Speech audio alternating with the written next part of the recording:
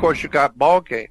My God, there's about 40 different kinds. Football, baseball, soccer ball, kicker ball, right. ping pong ball. And don't forget the nice orange ball that you put through the little round metal hoop called basketball. Of course. And they pay those running, jumping African Americans tens of millions of dollars a year to put the little orange ball through the round hoop. That's it. So it's just a ball game, and the whole idea is give the kids something to do. I mean, that's why you have sports in colleges and universities. Give the kids something to do. They've got a lot of energy. They've got a lot of vitality and energy. Right. Hormones. Dissipate that. Hormones. Dissipate it. Yeah, just dissipate it. Give them plenty to do, so they're at the end of the day, they have played ball, they've kicked the ball, and stumbled over the ball, and play with the ball, so they're all tired, and now all they want to do is drink. And what do you do with the ball? You score with the ball. Sports is an analogy for the sexual act. Of course. Yeah, put the ball in the round hoop. You score. Okay? It's an incredible... You run the ball into the end zone. You get in. He got in! And it's all as rudimentary and basic as it could possibly be, and no one sees it.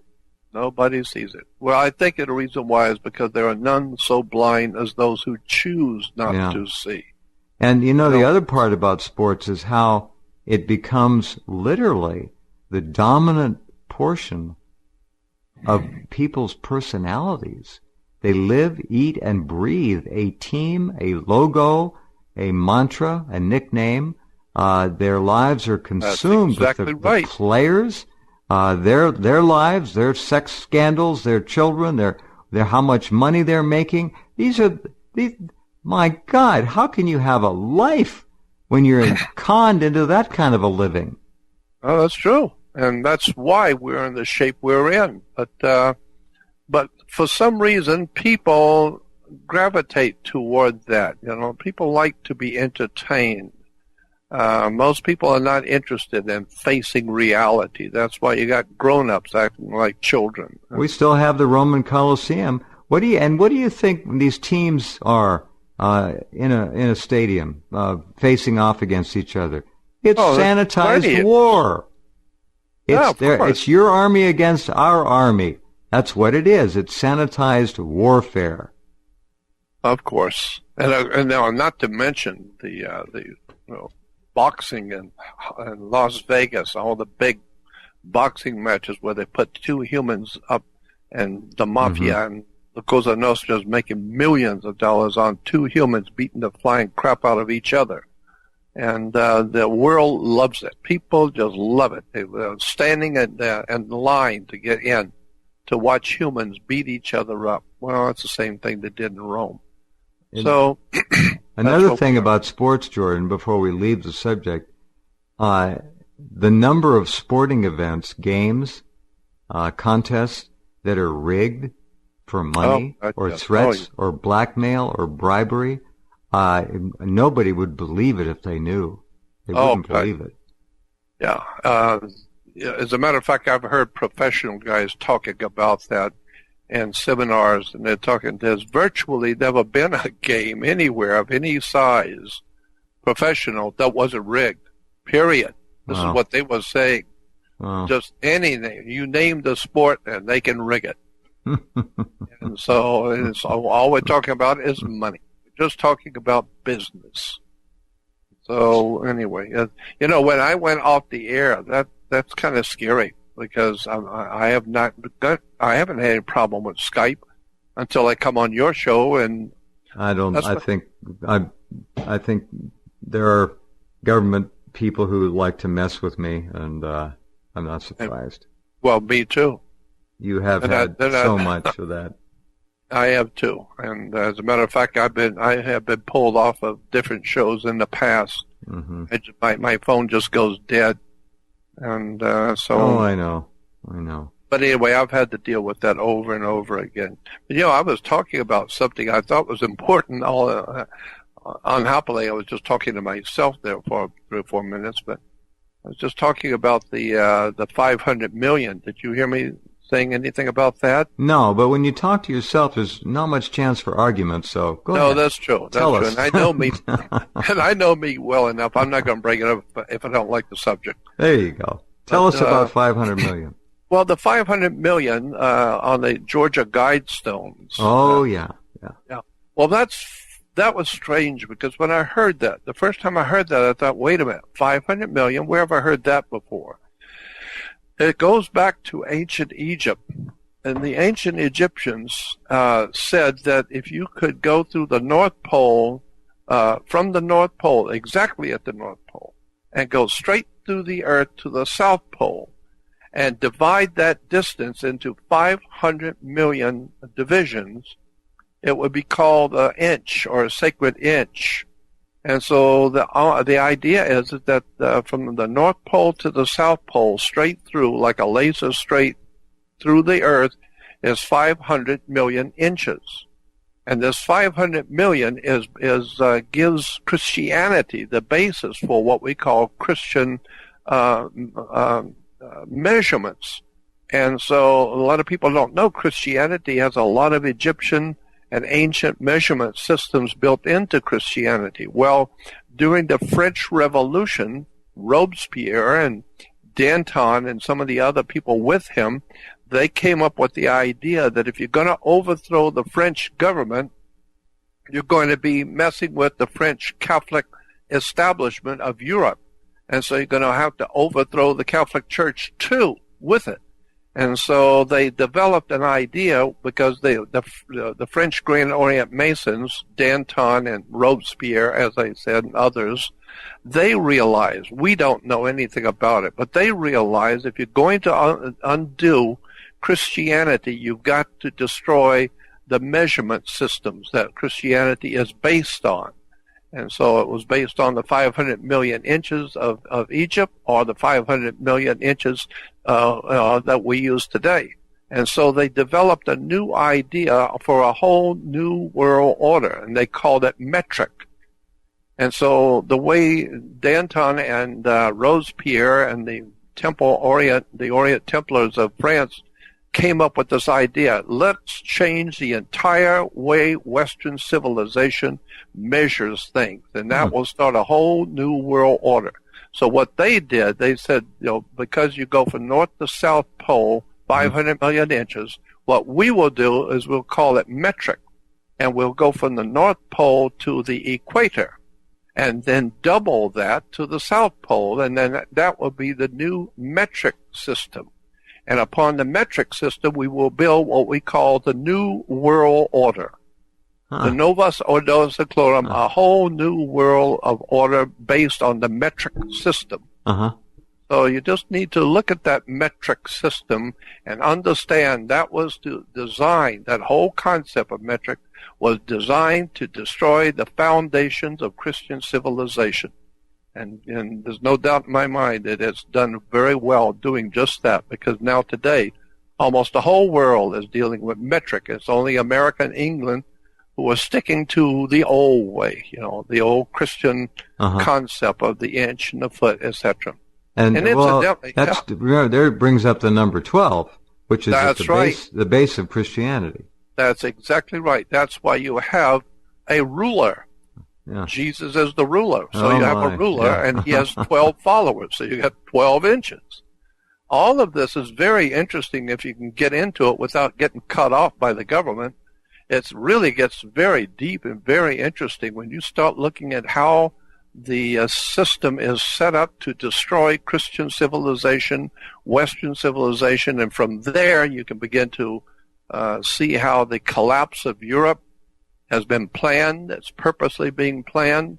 Obviously, the Europeans do not want their country, destroyed. But for some reason, they have no power to do anything. They are being destroyed right in front of your face, and the leaders of the European countries are under obligation to follow someone. Somebody is pulling the strings in Europe to destroy the entire Christian civilization. So look at Mrs. Merkel. There's your perfect example. A perfect example. Perfect.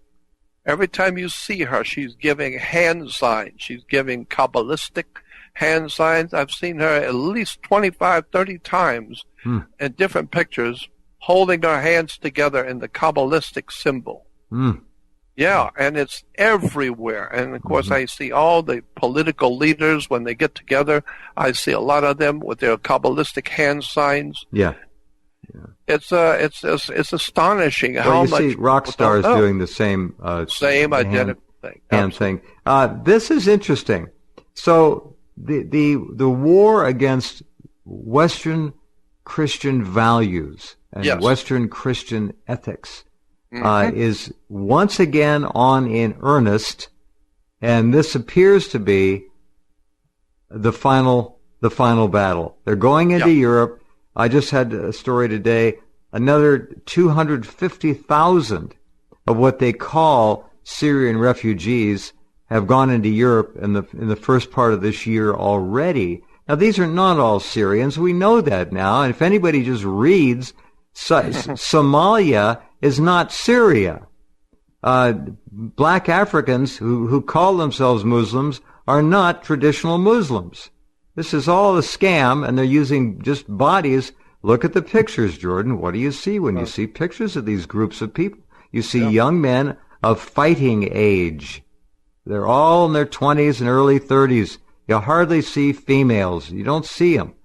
And this whole thing of Islam, mutilating women, treating women like they're a piece of meat, garbage, the hypocrisy, the pedophilia that's institutionalized in Islam. One of the big secrets of how these men buy the young boys, especially in Afghanistan, Pakistan, they do it.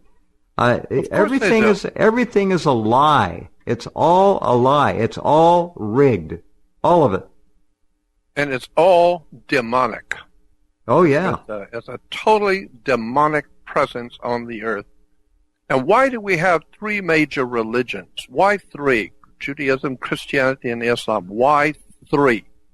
And why is it that all the gods of the world are always a triune god? In Hindu, you have Brahma, Vishnu, Shiva. In Egypt, you have Isis, Horus, and Osiris, Isis, Horus, and it's always a triumvirate, always. Yeah, it's always a triumvirate. Then you got Father, Son, and Holy Ghost, and of course in Judaism you got Abraham, Isaac, and Jacob. It's always a triumvirate, always three. Why three? There's a reason.